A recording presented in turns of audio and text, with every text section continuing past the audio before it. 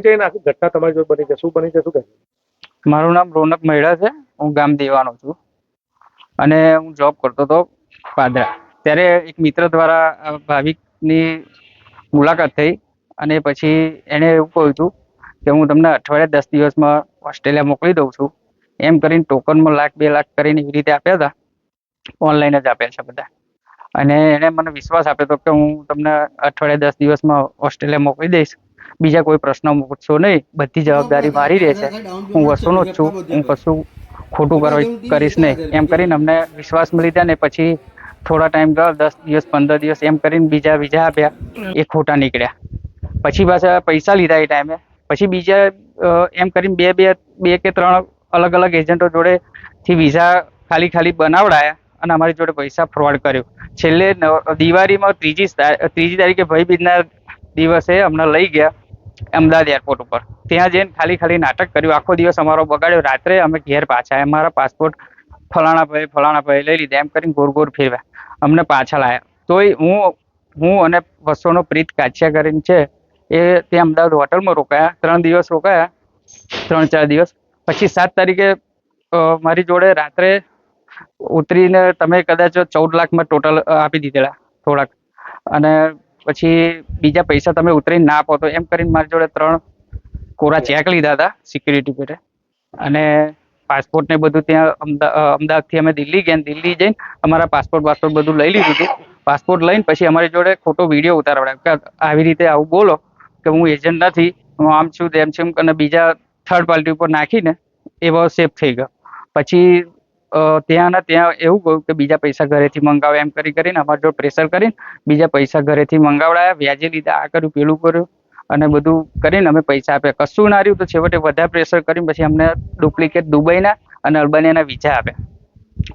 તમારે કોણ જવાનું હતું? કેટલા લાખમાં ડીલ થયેલી? હું અને મારી વાઈફ 25 લાખમાં ડીલ થઈ હતી અને થોડા કઈ મેં 14 લાખ આપ્યા હતા અને બીજા બાકી હતા.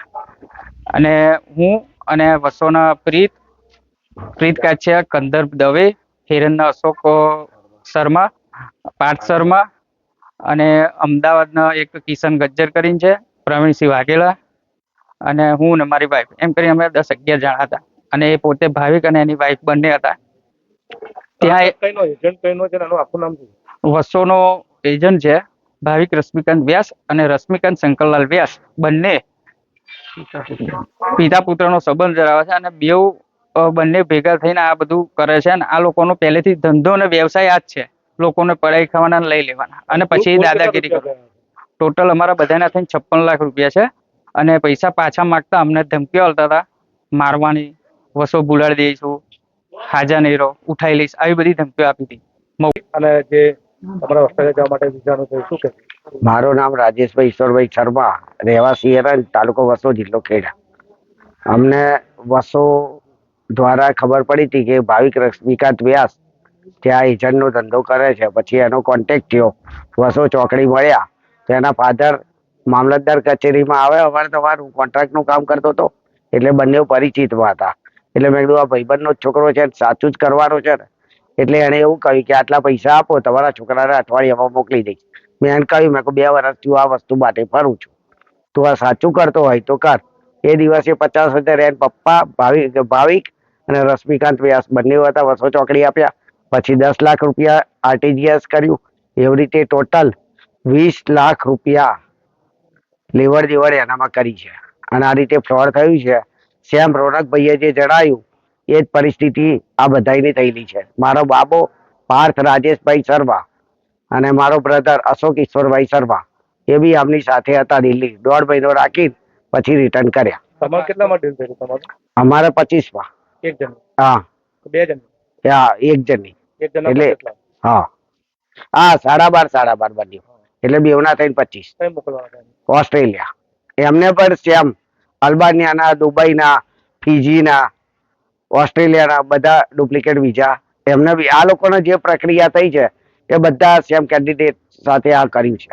હવે અત્યારે એક આરોપી તો પકડાયો. હા. તમારી માંગ? હવે અમારી માંગ એવી છે કે જ્યાં સુધી આ અંદર રહેશે તો કદાચ એનો છોકરો અહીં આગળ આવી શકશે, એને પ્રેશર આપશે. આ રોનકસિંહના પાસપોર્ટ ને એ બધું બી એમની જોડે છે.